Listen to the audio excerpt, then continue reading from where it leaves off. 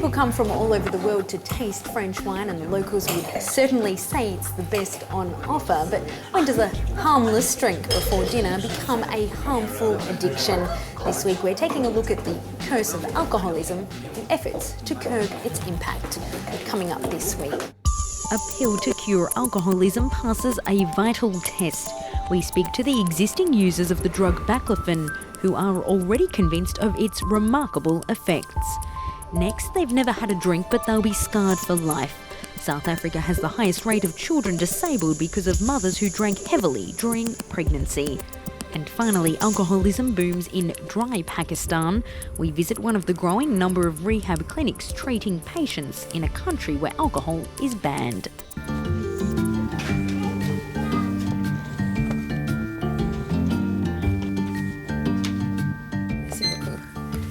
There's no indication anywhere on the packaging that this pill could well be the 21st century's greatest tool to overcome alcoholism.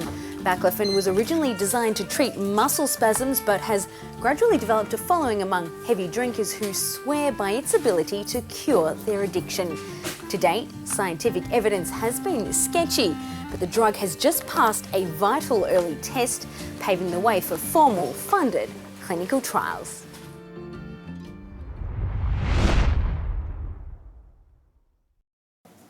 It's a small price to pay for this recovering alcoholic. 6 pills costing less than €1 per day. Enough to curb a craving that could have well ruined her life. I started at 10 milligrams, then 30, 50, etc., until I reached 110 milligrams. At that point, I realized I no longer had a desire to drink. Sylvie Umbernel leads an association of former drinkers who've had somewhat miraculous results with the drug baclofen. No more obsessions with alcohol. It can even play an ordinary role in her life. I drink, but I'm not dependent. The baclofen gets rid of the dependence. This idea is at the centre of a bold study making waves after this paper was published in March. Professor Philippe Jury is among the lead researchers, and Hervé Christen one of more than 100 patients whose evidence has played a crucial role. Do you still feel the need to drink? During the day, not at all. It's more at night when I go out. Hervé says alcohol was just like a fiancé. At his worst, 2 bottles of whiskey per day, along with a dozen beers. He was heavily dependent for more than a decade, of which 8 years he was unable to work. Today, he has a job. I tried everything, every medication that exists. Detox treatments, post-detox, abstinence, the number is countless. All of these for 12 years, and the only thing that really helped me escape alcoholism and the addiction completely, and I mean in less than a year, was baclofen. Professor Jury's study showed the drug is effective in as many as 60% of cases. Baclofen, he says, works by suppressing the impulse to drink. There are 2 types of impulse. There's the impulse before, that's the one when we're not drinking but we feel the need to. And then there's the impulse during, which is when we've started drinking and we can't stop. They're different, but baclofen blocks them both. One theory is that alcoholism is linked to a deficiency in an acid known as GHB, which acts as the body's natural relaxant when it stimulates receptors in the brain known as GABA. When there's a shortage, alcohol can fill the gap and people progressively become dependent. But baclofen can also act on these same receptors, making us feel relaxed without a drink. The French authorities have so far been cautious. Now the state has just allocated €750,000 towards formal clinical trials, starting in May. We're not here to say we're in favor or not in favor. We're neither anti-baclofen or pro-baclofen. We don't know entirely the benefits of this drug. We haven't sufficiently evaluated its effectiveness or its side effect at relatively high doses. The drug could help more than 140 million people dependent on alcohol around the world. One problem is that baclofen is a generic, with a cost of around €3 a box, not enough to attract financial investment. Professor Bernard Granger is one doctor who takes risks by prescribing the drug for alcohol addiction, despite it not being authorised. He recognises baclofen isn't for everyone. Side effects include both severe drowsiness and insomnia, but the benefits outweigh the risks. There is no major danger. For example, there hasn't been a single reported death attributed to an overdose of baclofen. It's less dangerous than aspirin. Baclofen could be officially approved for alcoholism by 2014. In the meantime, research is also focused on whether the drug can be used for other addictions, such as those associated with bulimia, sex, and the use of cocaine.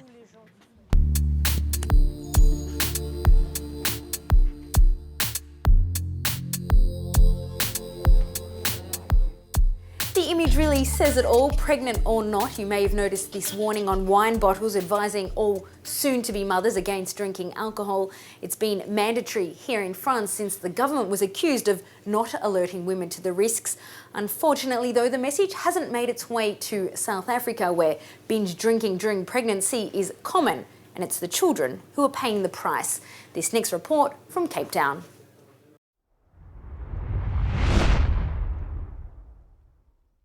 The cow sleeps, so we know it's that one. Tisha is almost 16 years old. She struggles with schoolwork and can't remember simple tasks. She's one of thousands of children in South Africa born with learning difficulties because her mother drank during pregnancy. I can write my name, but I can't write my surname. Vivian and Peter adopted Tisha as a baby, helping her cope with the problems caused by fetal alcohol syndrome. So read the sentence again. Her learning disabilities are that she cannot read or write. She can't do simple mathematics. She's got no idea of time. South Africa has the highest rate of fetal alcohol syndrome in the world.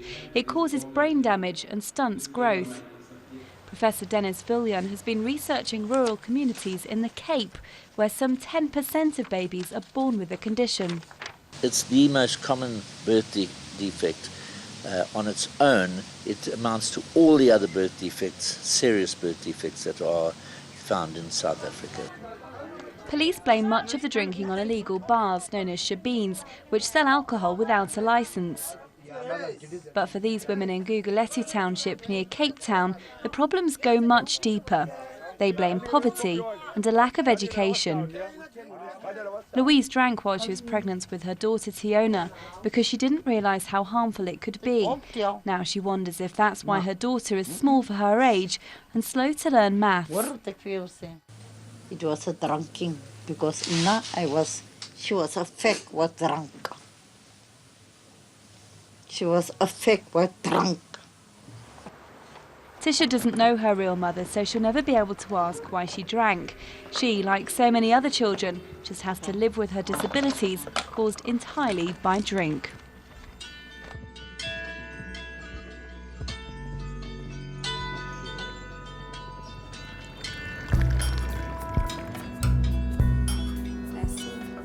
If there's one place in Paris that you won't find alcohol, it's here in the Great Mosque of Paris. There's many countries around the world that also forbid alcohol, similarly for religious reasons. Pakistan, for example, has been dry since 1977, but the law is widely ignored, and now the predominantly Muslim country is experiencing a growing rate of alcoholism. This next report from France 24's correspondents in Pakistan.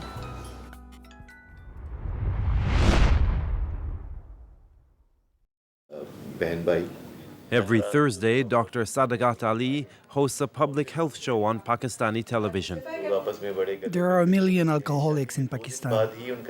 Speaking openly about alcoholism in this fiercely Muslim country would have been unimaginable 10 years ago. It's no more a taboo. Now media is quite vocal about it, and we don't face any social stigmas or any kind of resistance from society.